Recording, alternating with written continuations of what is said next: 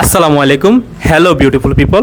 এই মুহূর্তে আমার হাতে রয়েছে একটা ফোন যার মডেল হচ্ছে নোট 12, রেডমি নোট 12। এই ফোনটার সমস্যা আপনারা দেখতেই পাচ্ছেন। আসলে এটার ডিসপ্লের অবস্থা খুবই বাজে।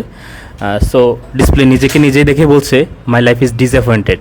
সো আমরা ডিসপ্লেটি চেঞ্জ করব, আপনাদেরকে এটা রেজাল্ট দেখাবো। আমাদের কাছে অলরেডি একটি ডিসপ্লে নিয়ে আসা হয়েছে, সেটা মার্কেট থেকে ওলেড ডিসপ্লে। আমরা আপনাদেরকে ডিসপ্লেটি লাগিয়ে ফোনটা দেখাবো।